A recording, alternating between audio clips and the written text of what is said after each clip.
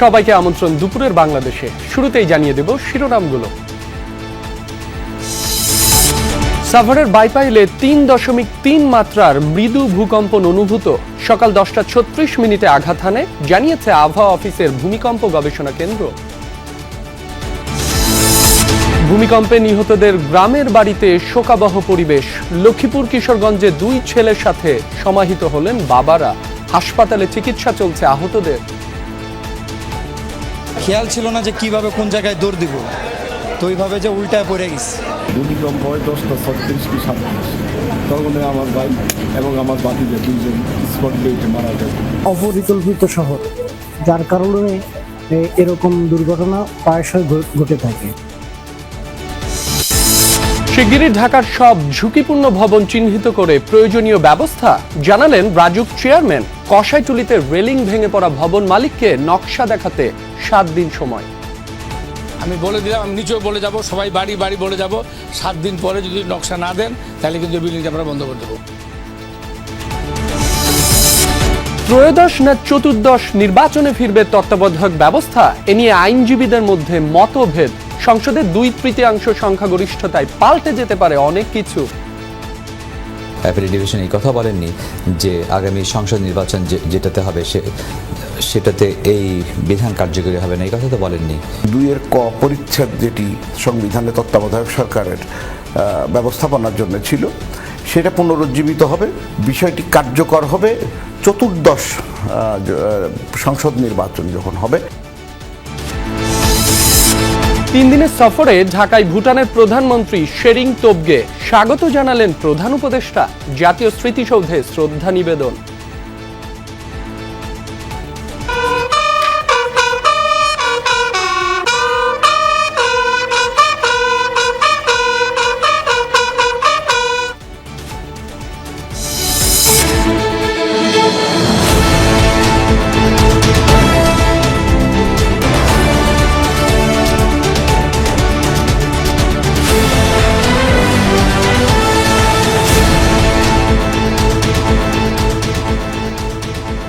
এতক্ষণ শিরোনামগুলো দেখছিলেন। এছাড়াও দেশ বিদেশের আরো খবর নিয়ে দুপুরের বাংলাদেশে আপনাদের সাথে আছি মাসুম রাব্বি। ঢাকার অদূরে সাভারের আশুলিয়ার বাইপাইল এলাকায় আজ শনিবার সকালে মৃদু ভূমিকম্প অনুভূত হয়েছে। আবহাওয়া অফিস বলছে সকাল 10:36 12 ভূমিকম্পটি অনুভূত হয়। ভূমিকম্প পর্যবেক্ষণ ও গবেষণা কেন্দ্রের ভারপ্রাপ্ত কর্মকর্তা এবং আবহাওয়াবিদ মোহাম্মদ রুবায়েত কবির জানান, রিখটার স্কেলে এর মাত্রা ছিল 3.3 এবং উৎপত্তিস্থল বাইপাইল। আজকে সকাল 10:36 ঢাকার বাইপাইলে একটা ভূমিকম্প হয়েছে, যে ভূমিকম্পটির মাত্রা ছিল 3.3। এটা একটা মাইনর ক্যাটাগরির ভূমিকম্প। এটা আমাদের যে ভূমিকম্প পর্যবেক্ষণ ও গবেষণা কেন্দ্র আছে, এটা থেকে এটার দূরত্ব হলো 29 কিলোমিটার উত্তর পশ্চিমে। এ বিষয়ে আরো জানবো সহকর্মী রেদওয়ান আহমেদের কাছ থেকে। রেদওয়ান, বাইপাইলে হওয়া ভূমিকম্পের ব্যাপারে তো আবহাওয়া অফিসের কর্মকর্তার সাথে আপনার কথা হয়েছে, তিনি কি জানালেন বিস্তারিত বলবেন? রাবি, মূলত সকাল 10:36 যে ভূমিকম্পটি অনুভূত হয়েছে, সেটি মূলত ঢাকার যে আবহাওয়া অধিদপ্তর সেটি থেকে 29 কিলোমিটার উত্তর পূর্ব দিকে অনুভূত হয়েছে। প্রাথমিক তথ্য এমনটাই জানা গেছে এবং সেটি ঢাকার বাইপাইলে যে অনুভূত হয়েছে এবং সেটি রিখটার স্কেলে মাত্রা ছিল 3.3। এমনটাই কিন্তু জানিয়েছেন আবহাওয়া অধিদপ্তরের যিনি আবহাওয়াবিদ এবং গবেষণা কেন্দ্রের যে ভারপ্রাপ্ত কর্মকর্তা রুবায়েত কবির। তার সাথে আমরা কিছুক্ষণ আগে কথা বলছিলাম, তিনি বলছিলেন যে গতকালকের যে ভূমিকম্পের যে প্রকোপ, তারপরে যে আজকের এই ভূমিকম্প, সেটি মূলত আফটার শকই হতে পারে এবং যেমনটি ধারণা করছিলেন বিশেষজ্ঞরা যে এই বড় আকারের ভূমিকম্পের পরে কিন্তু বেশ কয়েকটা আরো ছোট ছোট ভূমিকম্প কিংবা আফটার শক হতে পারে। এটা এই ভূমিকম্পটি তারই একটি প্রমাণ এবং তিনি বলছিলেন যে এমন আরো ভূমিকম্পের সংখ্যায় কিন্তু প্রতিনিয়ত তারা সেটিকে পর্যবেক্ষণে রাখছেন, যেন ছোটখাটো যে কোনো ভূমিকম্প তারা নির্ণয় করতে পারেন এবং পাশাপাশি সবাইকে সচেতন থাকারও আহ্বান জানিয়েছেন। যে এলাকাটিতে আসলে ভূমিকম্প অনুভূত হয়েছে সেই এলাকার বেশ কয়েকজনের সাথেও কথা বলার চেষ্টা করেছি। তারা বলছেন যে ভূমিকম্পের মাত্রাটা এতটা কম হওয়ার কারণে তারা অনেকেই হয়তো সেটি অনুভব করতে পারেননি, কিন্তু এমন ছোট ছোট ভূমিকম্পের পরও কিন্তু আরো বড় ধরনের ভূমিকম্পের সংখ্যাও কিন্তু এড়ানো যায় না। যার কারণে আবহাওয়া অধিদপ্তর থেকে বলা হচ্ছে যে বাংলাদেশের সবগুলো জায়গায় ভূমিকম্পন প্রবণ এলাকা সেগুলো সবগুলোই তারা নিবিড় পর্যবেক্ষণে রেখেছেন এবং এরই মধ্যে যে কোনো আফটার শকের বড় কোনো দুর্ঘটনা এড়াতে সার্বিক যে ব্যবস্থা ভূমিকম্প পূর্বাভাস যেন দেওয়া যায় সেই জন্য কিন্তু তারা সার্বিক যে প্রস্তুতি সেটি কিন্তু ইতিমধ্যেই গ্রহণ করে রেখেছেন। রাব্বি। রেদওয়ান, আপনাকে ধন্যবাদ। রাজধানীর বংশালে ভূমিকম্পে ভবনের ধসে পড়া রেলিংয়ের আঘাতে নিহত বাবা ছেলে আব্দুর রহিম ও রিমনের দাফন সম্পন্ন হয়েছে লক্ষ্মীপুরের নিজ গ্রামে। কিশোরগঞ্জের পাকুন্দিয়ায় পারিবারিক কবরস্থানে সমাহিত করা হয় আরেক পিতা পুত্র দেলোয়ার হোসেন ও তার ছেলে ওমরকে। এছাড়া স্যার সলিমুল্লাহ মেডিকেল কলেজ হাসপাতালের শিক্ষার্থী রাফির মরদেহ পৌঁছেছে বগুড়ায় তার গ্রামের বাড়িতে। দুপুরে জানাজা শেষে দাফন সম্পন্ন হবে তার। রাজধানীর বংশালে মাংস কিনতে বাবা আব্দুর রহিমের সাথে দোকানে গিয়েছিল 13 বছরের ছোট্ট রিমন। শুক্রবারের ভূমিকম্পে ভবনের ধসে পড়া রেলিংয়ের আঘাতে সেখানেই মৃত্যু হয় তাদের। গ্রামের বাড়ি লক্ষ্মীপুরে মরদেহ পৌঁছালে আর্তনাদ করে ছুটে আসেন স্বজনরা। গাড়ি থেকে বাবা ছেলের মরদেহ নামানোর পর শোকে স্তব্ধ হয়ে পড়ে চারদিক। পরে বেলা 9টায় সদর উপজেলার বশিকপুর গ্রামে আস সুন্নাহ মাদ্রাসা ও মসজিদ কমপ্লেক্স মাঠে হয় তাদের জানাজা। এরপর পারিবারিক কবরস্থানে সমাহিত করা হয় পিতা পুত্রকে। আমার ভাই গতকালকে সকাল 10:15 সময় বাসা থেকে বের হয়। ভূমিকম্প হয় 10:36 কি 37।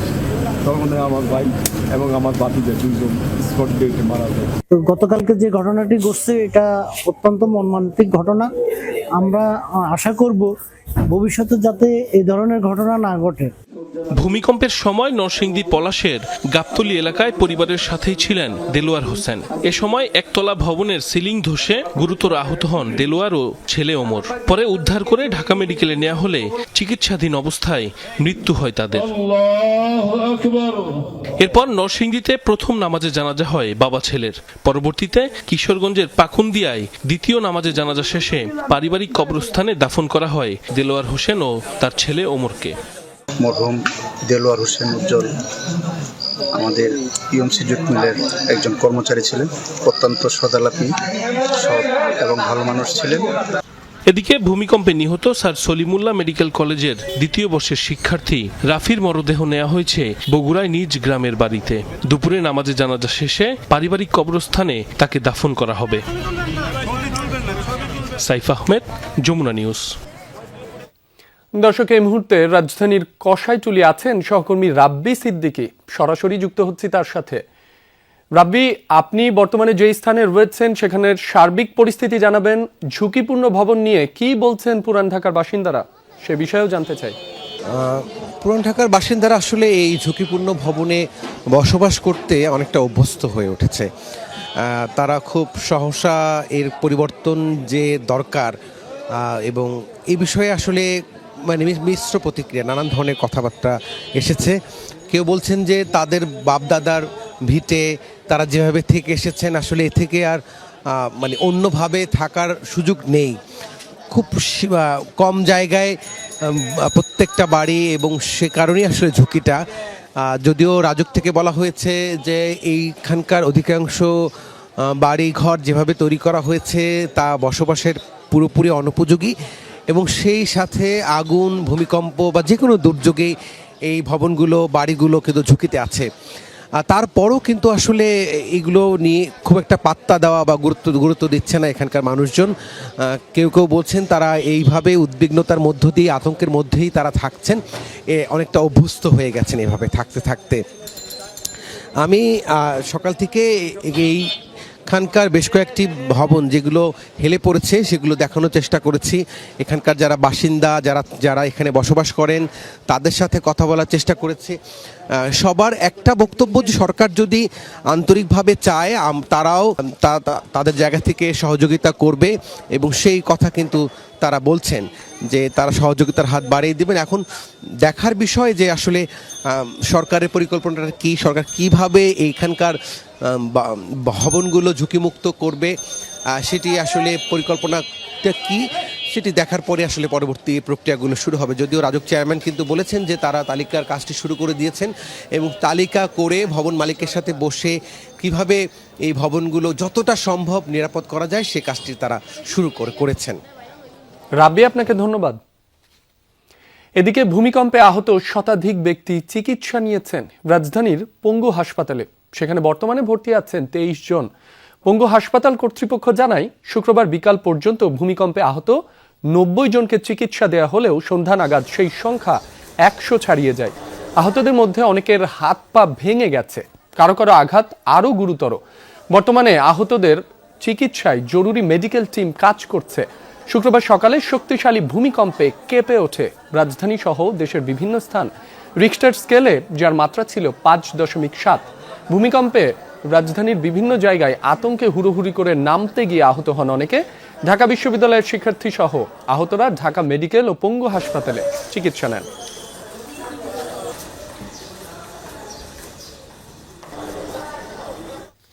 দর্শক, রাজধানীর পঙ্গু হাসপাতালে আছেন সহকর্মী হাসিবুল করিম বিজয়। সরাসরি যুক্ত হয়ে তার কাছ থেকে সবশেষ পরিস্থিতি জানব।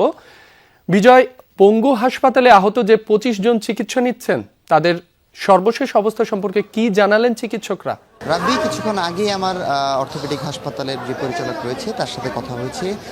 তিনি আমাদেরকে জানিয়েছেন যে 25 জন থেকে 2 জন রোগীকে ছেড়ে দিয়ে 23 জন রোগী এখন ভর্তি আছেন। তবে যারা মূলত ভর্তি আছেন তারা বেশ গুরুতরই আহত অবস্থায় আছেন। তবে তিনি বলেছেন যে তাদের মৃত্যুর ঝুঁকি নেই বললেই চলে। তবে এখন পর্যন্ত রাতের পরে সকাল থেকে কোনো রোগী আসলে আসেনি।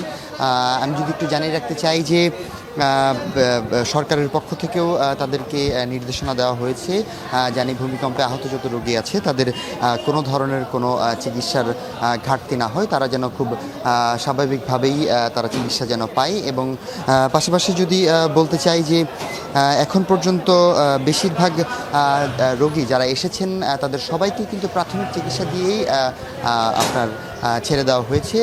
বেশিরভাগেরই হাত ভাঙা অথবা কারোর পা ভাঙা অথবা কারোর মাজার হাড় ভেঙে গিয়েছে, এছাড়া অনেকের জয়েন্ট ছুটে গিয়েছে। তবে তিনি যেমনটি বললেন, বেশিরভাগই আসলে হুড়ুহুড়ি করে বিল্ডিং থেকে নামার জন্য বা নামার সময় তারা আসলে ব্যথা পেয়েছেন, অনেকে পড়ে গিয়ে ব্যথা পেয়েছেন, অনেকেই আপনার ছাদ থেকে লাফ দিয়ে ব্যথা পেয়েছেন। তবে এছাড়াও যতটা কথা হয়েছে, এই ধরনের বড় দুর্ঘটনা বা বড় ভূমিকম্প হলে হাসপাতালের পক্ষ থেকে আসলে কতজন রোগীকে সাপোর্ট দেওয়া তাদের সম্ভব সেটি তারা আসলে পরিস্থিতি তৈরি না হলে বলা মুশকিল। তবে তারা 500 জন রোগীকে খুব স্বাভাবিকভাবেই আসলে চিকিৎসা দিতে পারবে, খুব সাবলীলভাবে, সেটাই আমাদেরকে বলেছে। তবে সব কিছু মিলিয়ে যদি বলতে চাই, যে সকল রোগীরা আসলে ভর্তি আছেন তাদের অবস্থা গুরুতর হলেও আশঙ্কা কেটে গিয়েছে, অনেকের অপারেশন করা হয়েছে এবং পরবর্তী অপারেশনের জন্য তারা আসলে যোগ্য হলে অথবা অপারেশন করার তাদের সেই সক্ষমতা হলে বা উপায় হলে তারা পরবর্তী অপারেশন করবে। এই ছিল পঙ্গু হাসপাতাল থেকে আমার কাছে সর্বশেষ আপডেট। রাব্বি, বিজয়, আপনাকে ধন্যবাদ। দ্রুতই ঢাকার সব ঝুঁকিপূর্ণ ভবন চিহ্নিত করে প্রয়োজনীয় ব্যবস্থা নেওয়া হবে বলে জানান রাজুকের চেয়ারম্যান প্রকৌশলী রিয়াজুল ইসলাম। রাজধানীর বংশালের কসাইটুলির ক্ষতিগ্রস্ত ভবন পরিদর্শন শেষে এ কথা বলেন তিনি। বলেন, ভূমিকম্পে ক্ষতিগ্রস্ত ঢাকার সব ভবনের তথ্য নেওয়া হচ্ছে। এ সময় তিনি ভবন মালিকের স্ত্রীর সঙ্গে কথা বলেন। রাজুক চেয়ারম্যান বাড়ির নকশা চাইলে দেখাতে পারেননি ভবন মালিকের স্ত্রী। চেয়ারম্যান জানান, 7 দিনের মধ্যে নকশা দেখাতে না পারলে ভবন সিলগালা করা হবে। ভূমিকম্পের পর থেকে পলাতক পুরান ঢাকার কসাইটুলির ক্ষতিগ্রস্ত ভবন মালিকরা।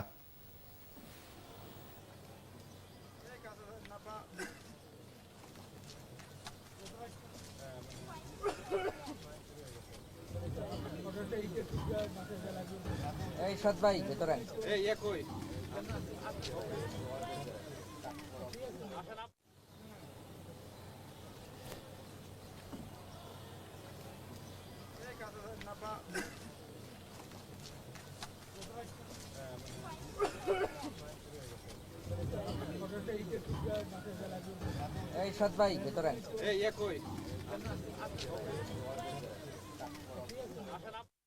7 দিনের সময় দেওয়া হলো।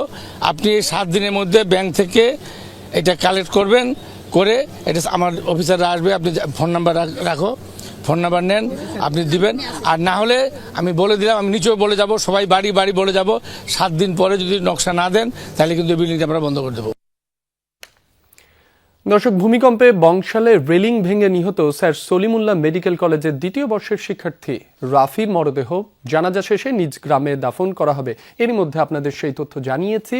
এ বিষয়ে আরও জানবো, যুক্ত হচ্ছেন সহকর্মী মেহরুল সুজন। সুজন, রাফির মরদেহ কি এলাকায় পৌঁছেছে কিনা, জানাজা দাফন কখন সম্পন্ন হবে সে বিষয়ে জানতে পারলে জানাবেন। স্যার সলিমুল্লাহ মেডিকেল কলেজের শিক্ষার্থী রাফিউল ইসলাম রাফি গতকাল ঢাকার বংশালে ভূমিকম্পের সময় যিনি নিহত হয়েছেন, আজকে বেলা 11:30 নাগাদ কিন্তু বগুড়া শহরের সূত্রাপুর এলাকায় তাদের যে বাড়ি সেখানে কিন্তু তার মরদেহ এসে পৌঁছে এবং এই মুহূর্তে কিন্তু মরদেহবাহী যে গাড়িটি রয়েছে সেটা কিন্তু বগুড়া শহরের যে কেন্দ্রীয় ঈদগাহ সেই ঈদগাহ মাঠে কিন্তু নিয়ে আসা হয়েছে। পাশে এই মসজিদে জোহরের নামাজ চলছে এবং এই জোহরের নামাজ শেষে কিন্তু এই মাঠেই জানাজা অনুষ্ঠিত হবে নিহত মেডিকেল শিক্ষার্থী রাফির। এবং রাফির জানাজা শেষেই আসলে দাফন করার কথা ছিল, তবে কিছুক্ষণ আগে পরিবারের সদস্যরা যেটি জানিয়েছেন যে যেহেতু রাফির মা নিপা তিনি কিন্তু গুরুতর আহত হয়েছেন, গতকাল থেকেই তিনি মাথায় এবং চোখে আঘাত পেয়েছেন, তাকে কিন্তু নিয়ে আসা হয়েছে বগুড়ায় এবং শহীদ জিয়াউর রহমান মেডিকেল কলেজ হাসপাতালে তিনি এই মুহূর্তে চিকিৎসাধীন রয়েছেন। তার শারীরিক অবস্থাও কিন্তু অত্যন্ত জটিল অবস্থায় রয়েছে, সে কারণে রাফির বাবা এবং বড় বোন এবং নিকটাত্মীয়রা কিন্তু অনেকেই সেখানে রয়েছেন। তো তারা আসলে হাসপাতাল থেকে আসার পরে মূলত জানাজাটি এখন জোহরের নামাজের পরে হবে, তবে দাফন প্রক্রিয়াটি হয়তো আসরের নামাজের পরে বা আরেকটু সময় লাগতে পারে। তো এখন পর্যন্ত যেটা বলা যায় যে এই মেধাবী শিক্ষার্থীর মরদেহ বগুড়ায় আনার পরেই আত্মীয় স্বজন সবাই কিন্তু শোকে ভেঙে পড়েছেন এবং এই মুহূর্তে জোহরের নামাজ চলছে বগুড়ায় এবং নামাজ শেষে কিন্তু কেন্দ্রীয় ঈদগাহ মাঠে রাফির যে শেষ নামাজে জানাজা সেটি অনুষ্ঠিত হবে।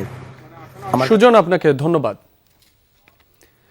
গতকাল শক্তিশালী ভূমিকম্পে নরসিংদীর পলাশ উপজেলার রেসিডেন্সিয়াল মডেল কলেজের মাঠে ফাটল দেখা দেয়। সেখানে পরিদর্শন করছেন ঢাকা বিশ্ববিদ্যালয়ের ভূতত্ত্ব বিভাগের একটি দল। সেখানে আছেন সহকর্মী আইয়ুব খান সরকার।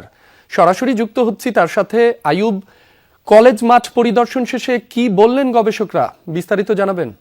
রাব্বি, আমি রয়েছি এই আসলে পলাশ রেসিডেন্সিয়াল মডেল কলেজের মাঠে।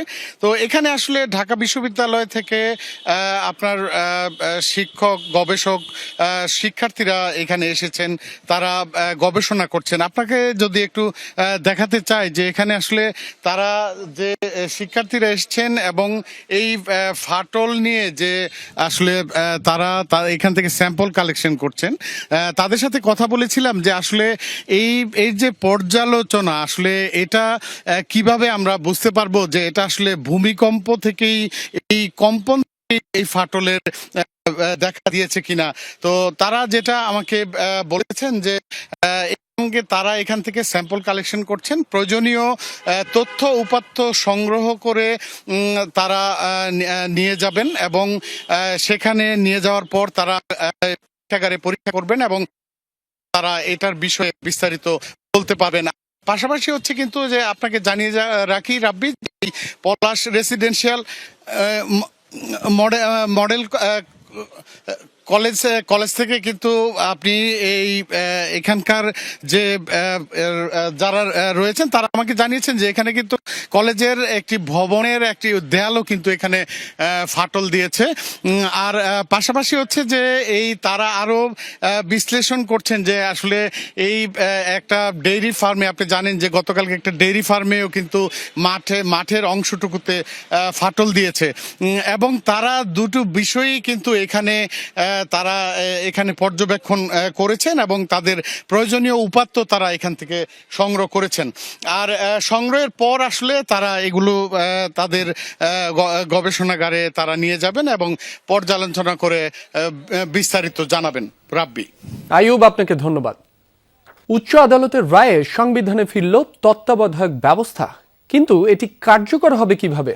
রায়ের পর এই তত্ত্বাবধায়ক ব্যবস্থা পুনর্বহালের সময় নিয়ে বিভক্ত মত আছে আইনজীবীদের। কেউ বলছেন রায়ের পর থেকে এটি কার্যকর, কেউ বলছেন এই ব্যবস্থা কার্যকর হবে চতুর্দশ সংসদ নির্বাচন থেকে।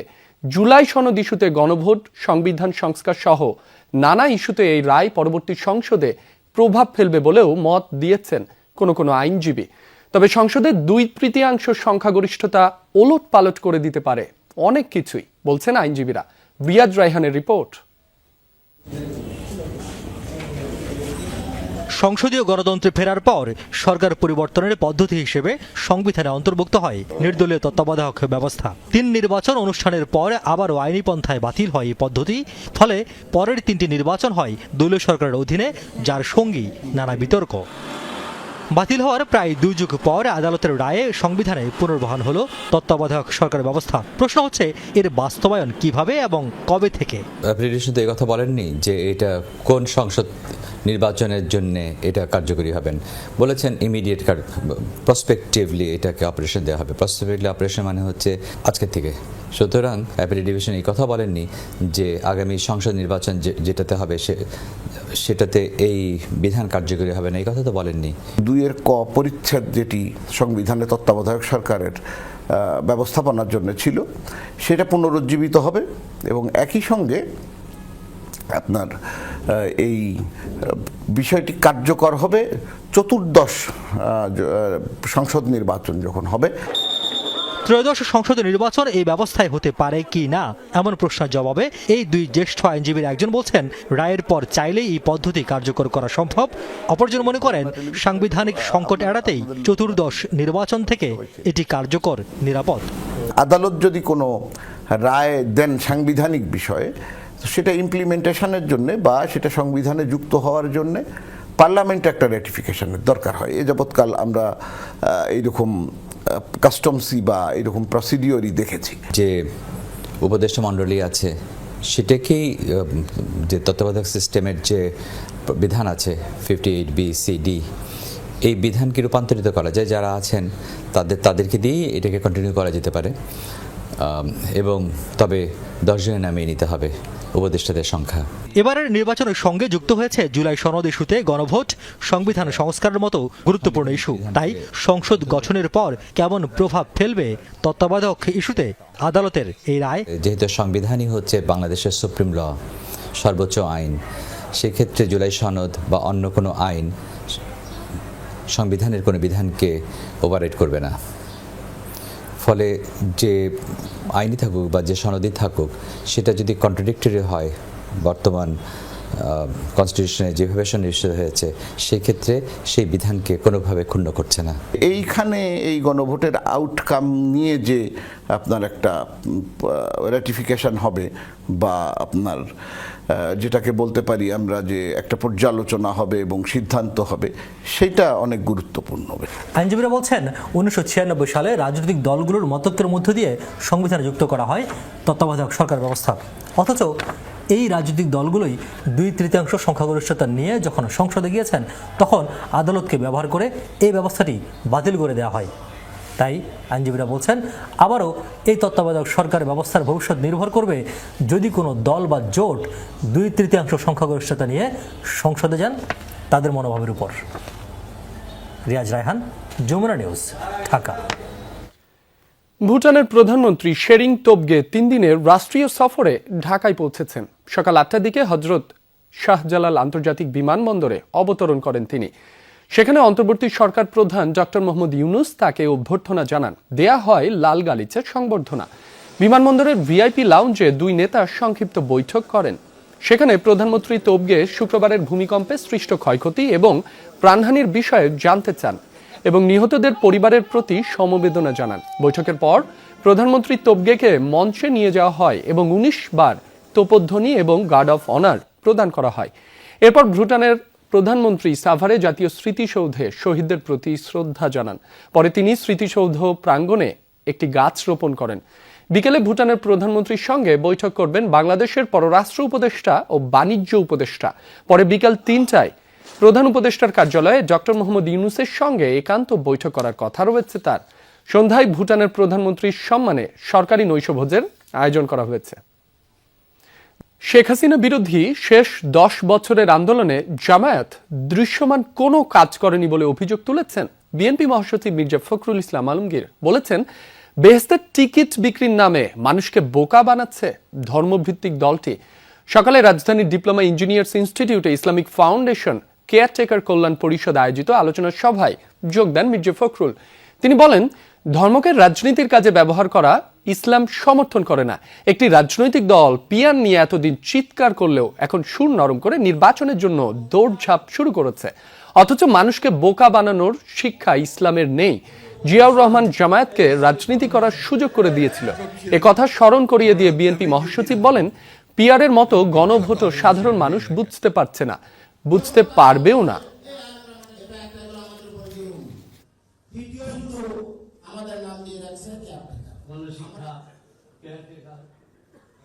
ওই এলাকায় এবং ওখানকার আলিয়া মাদ্রাসা আমাদের আপনার মরণে গত 10 বছর কিন্তু আমরা তাদের এই ফ্যাসিস্ট হাসিনাকে পরাজিত করবার জন্য ভিজিবল দৃশ্যমান কোনো কাজ দেখিনি। গণভোট করবেন, গণভোটে থাকবে আবার হ্যাঁ না। এখন গণভোটে নাকি 4টা প্রশ্ন থাকবে, 4টা প্রশ্ন একটা গণভোটের ব্যালটে। এটা মানুষ কিছু এখন পর্যন্ত বুঝতেই পারছে না। ত্রয়োদশ সংসদ নির্বাচন হবে একটি ঐতিহাসিক নির্বাচন, যার মাধ্যমে গণতন্ত্রের পুনঃসূচনা হবে বলে মন্তব্য করেছেন নির্বাচন কমিশনার আবুল ফজল মোহাম্মদ সানাউল্লাহ। সকালে এশিয়ান নেটওয়ার্ক ফর ফ্রি ইলেকশনসের কর্মশালায় কথা বলেন তিনি। জানান, একটি সুষ্ঠু, গ্রহণযোগ্য ও নিরপেক্ষ নির্বাচন দিতে প্রস্তুত বর্তমান নির্বাচন কমিশনার। তবে আগামী জাতীয় নির্বাচনে সামাজিক যোগাযোগ মাধ্যমে অপতৎপরতা ও এআই এর অপব্যবহার ঠেকাতে নির্বাচন কমিশনের চ্যালেঞ্জ রয়েছে। এছাড়াও রেকর্ড সংখ্যক আন্তর্জাতিক পর্যবেক্ষক আসন্ন ত্রয়োদশ জাতীয় নির্বাচনে অংশ নেবে বলেও আশা প্রকাশ করেন নির্বাচন commissioner Abul Fazal Mohammad Sanaullah. I would be falling short if I did not thank ANFREL for picking up very relevant 3 areas of discussion for today. The social media, the artificial intelligence, and citizen observation in broad terms. I think all 3 are immensely important for the upcoming election. Tangail শহরে প্রশাসনের উদাসীনতায় বাড়ছে অনুমোদনহীন বহুতল ভবনের সংখ্যা। স্থানীয়দের অভিযোগ, বিভিন্ন দফতরে একাধিকবার বিষয়টি জানানো হলেও কার্যত কোনো পদক্ষেপই চোখে পড়েনি তাদের। এদিকে অতিমাত্রার ভূমিকম্পে মধুপুরের টেকটনিক প্লেটটি ক্ষতিগ্রস্তের শঙ্কায় রয়েছেন স্থানীয়রা। অপরিকল্পিত ভবনের কারণে তৈরি হতে পারে বড় কোনো সংকট। এই চিত্র টাঙ্গাইল জেলার শহরের সাবালিলায় গড়ে উঠছে একের পর এক বহুতল ভবন। এর মধ্যে একতা টাওয়ার একটি। এলাকাবাসীর অভিযোগ, কাগজে কলমে 13 তলার অনুমোদন থাকলেও ভবনটি নির্মিত হয়েছে 18 তলা পর্যন্ত। নকশা বহির্ভূত প্রায় 40,000 স্কয়ার ফিট জায়গা। একতা টাওয়ারের বিরুদ্ধে আমরা একটা অভিযোগ করছিলাম, পূর্বে অভিযোগ করা হয়েছিল, কিন্তু অভিযোগের কোনো কাজ হয় নাই। 40-50,000 স্কয়ার ফিট এক্সট্রা তারা ভবন নির্মাণ করছে। এই ক্ষেত্রে আমরা সাবালিয়াবাসী ঝুঁকির মধ্যে আছি। পূর্বে অনেক দুর্ঘটনা ঘটছে, রাস্তাঘাটে অনেক সমস্যা হইতেছে এবং এমন কিছু কিছু গলি আছে যেখানে মানুষ মারা গেলে আমরা লাশ বাইর করতে পারি না। টাওয়ার মালিক পক্ষের দাবি, প্রথমে জেলা প্রশাসকের কার্যালয় এবং পরবর্তীতে পৌরসভা থেকে অনুমোদন নিয়ে ভবন নির্মাণের কাজ শুরু করেন তারা। ডিসি অফিস থেকে ডিসি কমিটি দিচ্ছে 15 তলা, জি, আর 3 তলা দিচ্ছে পৌরসভা। অভিযোগ যে কেউ দিতেই পারে, যে দিতে পারে। তদন্ত সাপেক্ষে ব্যাপারে যথেষ্ট করছে, বিভিন্নভাবে করছে। আমাদের কি যে অ্যাকশন সেও দেখছে, এটা আমাদের অফেন্সিভ। বিল্ডিং কোড অমান্য করে এমন বেশ কয়েকটি ঝুঁকিপূর্ণ ভবন নির্মাণ হচ্ছে শহরে। এমন জায়গা আছে যেখানে পায়ে হাঁটার রাস্তা না, এখানে 5 তলা বিল্ডিং, 6 তলা বিল্ডিং। রোগীদের জন্য এমার্জেন্সি এইসব রাস্তা ক্লিয়ার দরকার, এইসব বিল্ডিং একটা ব্যবস্থা নিশ্চিত করা দরকার। ঘন ঘন ভবন হওয়ার কারণে এটা যে কোনো মুহূর্তে এটা ধসে যেতে পারে। টাঙ্গাইলের প্লেটটা তো আসলে ঝুঁকিপূর্ণ।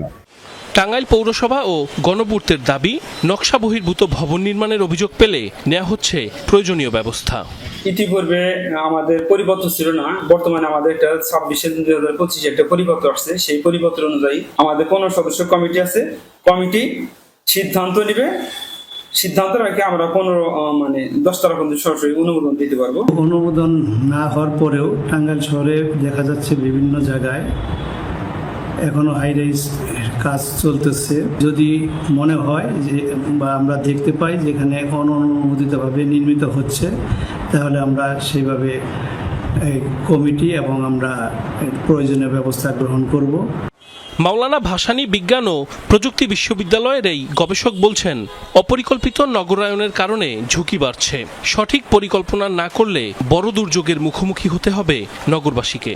বহুতল বিশিষ্ট যে ভবনগুলো তৈরি করা হচ্ছে, তার সামনে এবং পিছনে যে পর্যাপ্ত জায়গা থাকার কথা সেটি তো থাকছেই না। যদি কোনো ধরনের দুর্যোগ হয়ে থাকে, সেক্ষেত্রে এখানকার যে লোকজন যারা দুর্যোগে আক্রান্ত হবে তাদেরকে রেস্কিউ করা খুব কঠিন হয়ে যাবে। ভূমিকম্প ঝুঁকিতে থাকা অঞ্চলগুলোর মধ্যে অন্যতম মধুপুর ফল্ট, যা টাঙ্গাইলে অবস্থিত। সাইফ আহমেদ, যমুনা নিউজ। মুন্সিগঞ্জ 1 আসনে বিএনপির মনোনয়ন পরিবর্তনের দাবিতে ঢাকা মাওয়া এক্সপ্রেসওয়ের ছনবাড়ি এলাকায় সড়ক অবরোধ করেছে মনোনয়ন বঞ্চিত 3 নেতার সমর্থকরা। এ বিষয়ে আরও জানাতে যুক্ত হচ্ছেন সহকর্মী আরাফাত রাইহান সাকিব। সাকিব, অবরোধের কারণে যান চলাচল ব্যাহত হচ্ছে কিনা, যানজটের কোনো চিত্র রয়েছে কিনা সে বিষয়ে জানাবেন।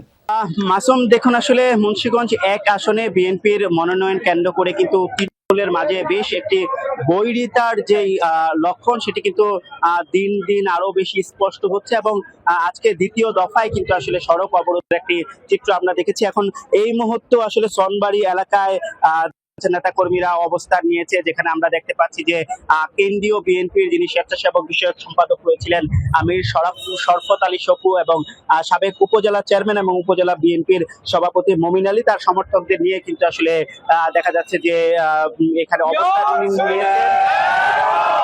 কিন্তু যে বাজার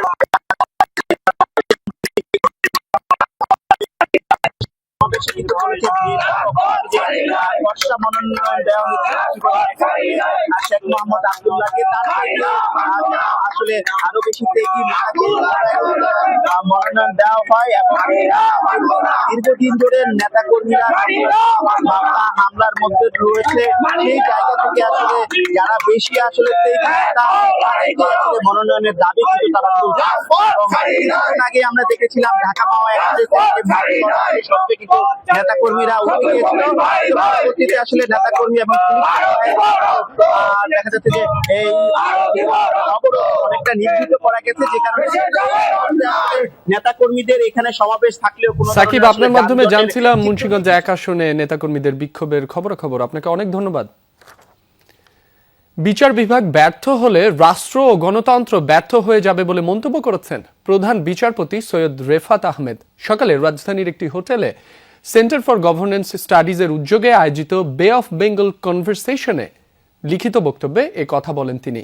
প্রধান বিচারপতি বলেন, বিচার বিভাগ ব্যর্থ হলে সংবিধান নির্বাক হয়ে যায়। জুলাই বিপ্লব সংবিধানকে উৎখাত করতে নয়, বরং এর সঙ্গে সম্পর্ককে বিশুদ্ধ করতে উদ্দীপ্ত হয়েছিল বলে মন্তব্য করেন তিনি। অনুষ্ঠানে পররাষ্ট্র উপদেষ্টা তৌহিদ হোসেন বলেন, দায়িত্ব নেওয়ার পর থেকে জাতীয় স্বার্থকে প্রাধান্য দিয়ে কেবল বঙ্গোপসাগরীয় নয়, বিশ্বের বড় দেশগুলোর সঙ্গে সম্পর্ক উন্নয়ন করে যাচ্ছে সরকার। বলেন, রোহিঙ্গা একটি বড় সমস্যা, এ অঞ্চলের নিরাপত্তা বিবেচনায় এ সমস্যা সমাধানে উদ্যোগ নিতে হবে। চতুর্থবারের মতো আয়োজিত এই কনভারসেশনে বিশ্বের প্রায় 85টি দেশের প্রায় 1000 প্রতিনিধি অংশ নিয়েছেন। Awakening of July 2024 stands out as a moment of rare clarity. It compelled Bangladesh to revisit the very grammar of its constitutional life. Bangladesh chooses to be an active, sovereign and responsible player. We will engage robustly, speak firmly when needed, and partner productively, always with an eye on national interest and regional stability.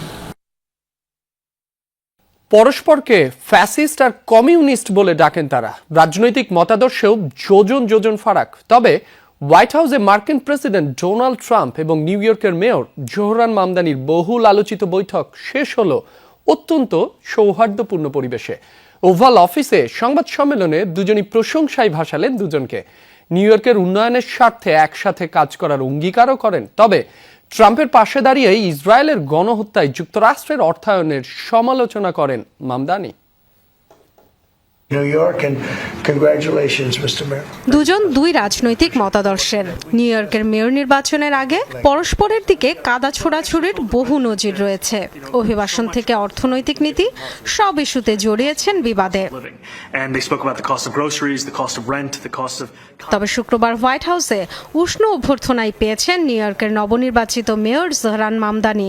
নির্বাচনে জয়ের জন্য তাকে শুভেচ্ছা জানিয়েছেন মার্কিন president Donald Trump. সৌহার্দ্যপূর্ণ পরিবেশে বৈঠক শেষে ওভাল অফিসের সংবাদ সম্মেলনে অংশ নেন ৭৯ বছর বয়সী ট্রাম্প ও ৩৪ বছর বয়সী মামদানি। একসময় যাকে ইহুদি বিদ্বেষী, কমিউনিস্ট, উগ্র বামপন্থী এমন সব বিশেষণে বিশেষায়িত করেছিলেন, তাকেই প্রশংসায় ভাসালেন ট্রাম্প। নির্বাচনের আগে নিউ ইয়র্কের জন্য কেন্দ্রীয় বরাদ্দ বাতিলের হুমকি দিলেও এবার শহরটির উন্নয়নে ও অবৈধ অভিবাসীদের বিতাড়িত করতে একসাথে কাজের অঙ্গীকার করেন মার্কিন প্রেসিডেন্ট। একটি বিষয় আমাদের মধ্যে সাধারণ, আমরা প্রিয় শহরকে ভালো রাখতে চাই। আমরা একসঙ্গে কাজ করতে চাই। নিশ্চিত করতে যাচ্ছি অবৈধদের বের করে দেব। আমার মনে হয় মামদানি এ বিষয়ে আমার চেয়ে বেশি আগ্রহী। তিনি যত ভালো কাজ করবেন আমি তত খুশি হব। নিজেকে ডেমোক্রেটিক সোশ্যালিস্ট পরিচয় দেয়া মামদানিও যেন অতীতের অপমান ভুলে গেলেন। ট্রাম্পের নীতির কট্টর সমালোচক নিউ ইয়র্কের স্বার্থে বিভেদ ভুলে একসাথে কাজের কথা বললেন। সবচেয়ে প্রশংসনীয় ব্যাপার হলো আমরা নিজেদের মতবিরোধকে গুরুত্ব দিইনি, বরং নিউ ইয়র্কের মানুষের স্বার্থকে প্রাধান্য দিয়েছি। আমি আমার পরিকল্পনা জানিয়েছি। অবশ্য ট্রাম্পের পাশে দাঁড়িয়েই ইসরায়েলের গণহত্যায় যুক্তরাষ্ট্রের অর্থায়ন নিয়ে কথা বলেন মামদানি। আমি ইসরায়েলি সরকারের গণহত্যা নিয়ে কথা বলেছি এবং আমার দেশের সরকার এতে অর্থায়ন করছে তাও বলেছি। এটাও জানিয়েছি নিউ ইয়র্কের বাসিন্দারা চায় তাদের ট্যাক্সের অর্থ কেবল নিজেদের প্রয়োজনে ব্যবহার হোক। রিপাবলিকান প্রেসিডেন্ট ও ডেমোক্র্যাট মেয়রের কণ্ঠে যখন সমঝোতার সুর, তখন দুজনের অতীতের বিবাদের প্রসঙ্গ তুলতে ভোলেননি সাংবাদিকরা। মামদানি যে ট্রাম্পকে বরাবর ফ্যাসিস্ট আখ্যা দিয়েছেন সে কথা মনে করিয়ে দেয়ায় বিব্রত মামদানি এড়িয়ে যাওয়ার চেষ্টা করেন।